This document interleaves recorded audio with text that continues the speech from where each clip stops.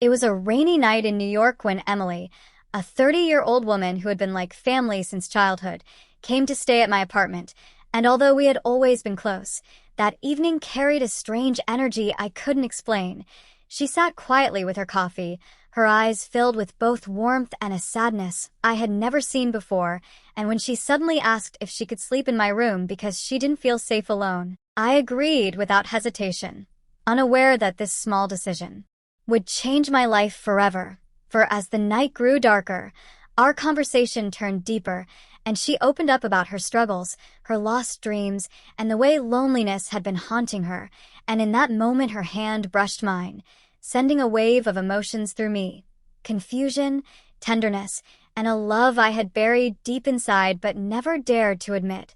As the days passed, our bond grew stronger. We walked beneath the glowing streetlights, shared laughter that felt like medicine to our souls, and discovered a closeness that blossomed into something more than friendship, and for the first time in years, I felt alive, as if love had chosen me when I least expected it. Yet behind her smile,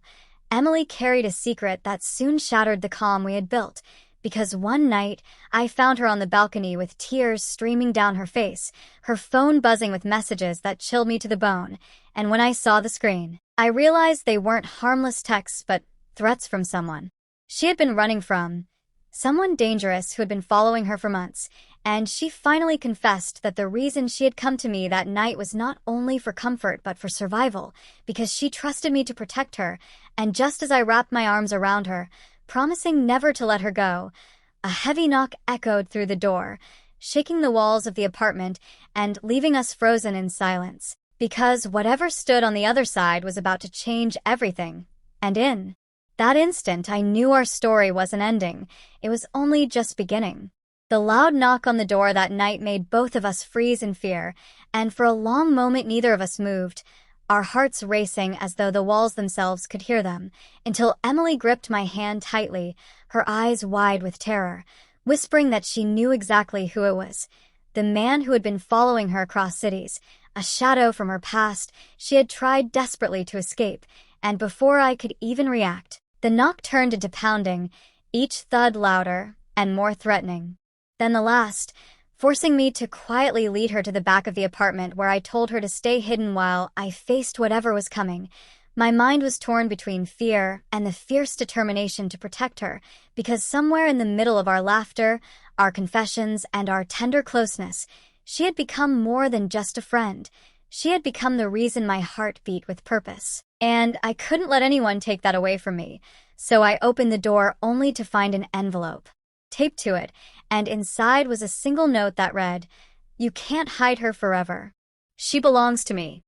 Words that sent a chill down my spine and made Emily collapse into my arms when she read them, her tears soaking my shirt as she confessed that years ago she had been entangled in a dangerous relationship with a man who controlled every part of her life, and though she had escaped, he had never stopped hunting her. But now, for the first time, she wasn't running alone, because I held her close, kissed her trembling forehead, and vowed that no matter what storm came our way, I would fight for her,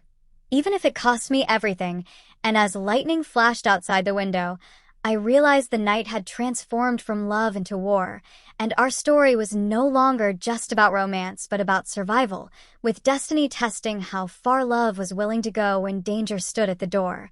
The days after the note arrived felt like living in borrowed time, every knock on the door and every shadow in the street making our hearts pound faster. But in that chaos our love grew stronger, because Emily and I held on to each other as if letting go would mean surrendering to the darkness waiting outside, and in those quiet stolen moments, her head resting on my chest as the world raged beyond the walls, my fingers brushing away her tears, her soft smile breaking through the fear,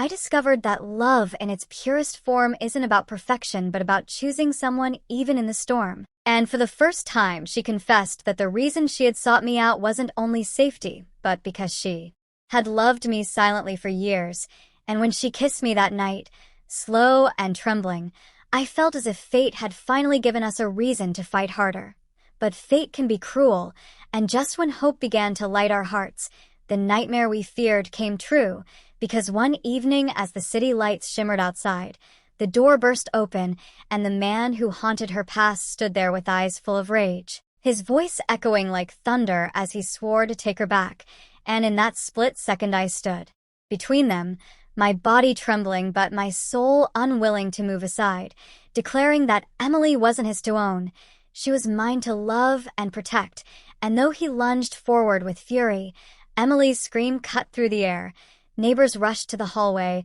and police sirens wailed in the distance, forcing him to vanish into the night like a ghost, leaving us shaken but alive. And as I held her close under the flashing red and blue lights, I knew the battle wasn't over, but neither was our love. Because in that terrifying end we had found a beginning, and while the future was uncertain, one truth was clear. Sometimes the most dangerous stories are also the ones worth living, for they prove how far love will go when tested by fate.